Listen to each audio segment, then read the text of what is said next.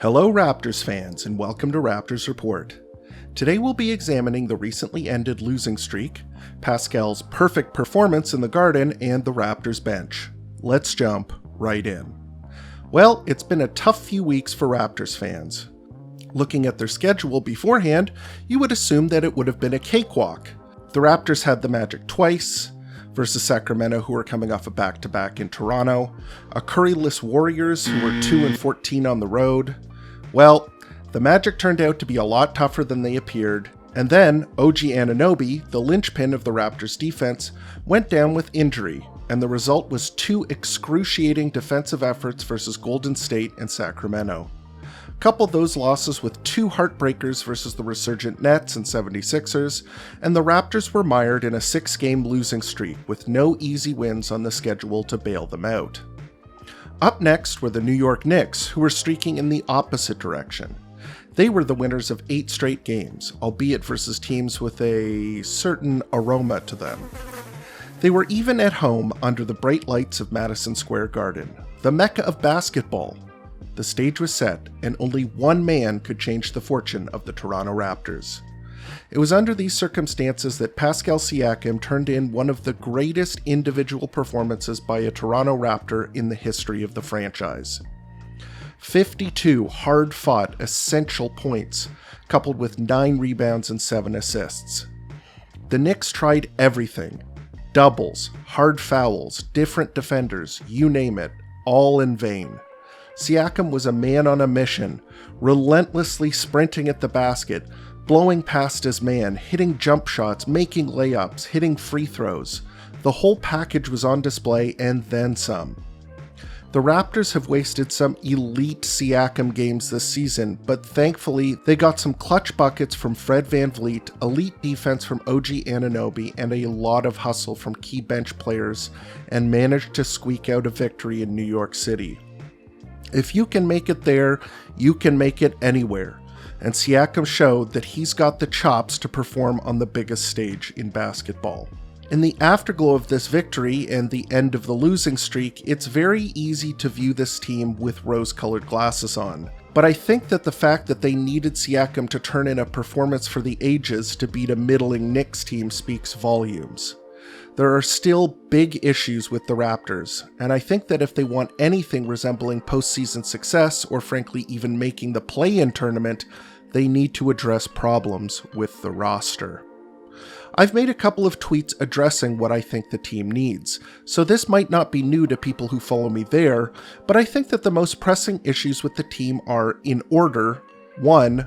Rim protection and defensive rebounding, 2. Guard depth, and 3. Shooting. I think that the next few weeks will determine whether the Raptors are going to fix the issues with the roster this season via trade, whether they'll stand pat and just let things unfold as they may, or whether they take the third, scarier path, tanking.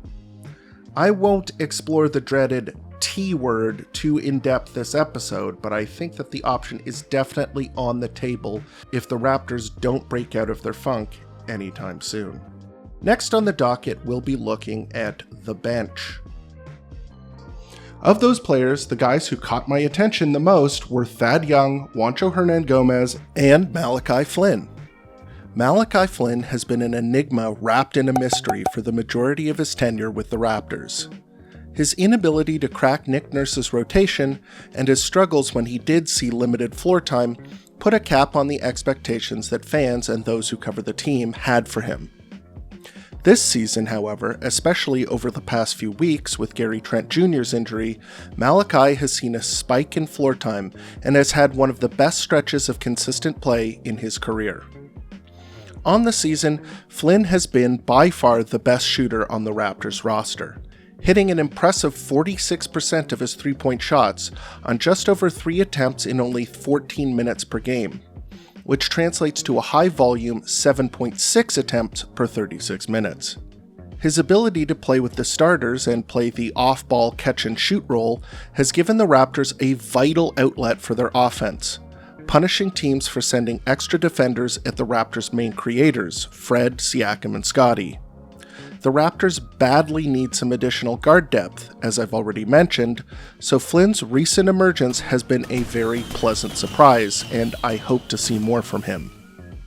Last season, the Raptors had a massive depth issue, as apart from Boucher, they lacked players who could consistently deliver statistical production off of the bench. Thankfully, this season, the Raptors have acquired some help. Veterans like Thad Young and Juancho Hernangomez have impressed, playing a style of smart, effective basketball that has earned the praise of Raptors fans. First, let's start with Thad Young, as I think that he has been the guy doing the lion's share of the work out of the players mentioned. Thad Young has been in the league for 15 years, carving out a niche for himself as the ultimate Swiss Army knife, a guy that every team could use. Unlike a lot of more popular players who dominated the league with their scoring, Thad Young has been a master of the less flashy stuff. Defense, passing, rebounding, and being able to think the game at a high level on both sides of the floor.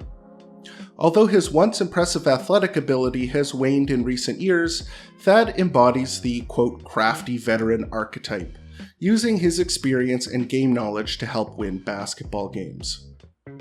On offense, Thad's post-game is very effective. He can generate for himself in single coverage versus a mismatch, using his size and footwork to generate one of his signature, weird-looking flip shots that he converts at a surprisingly excellent clip.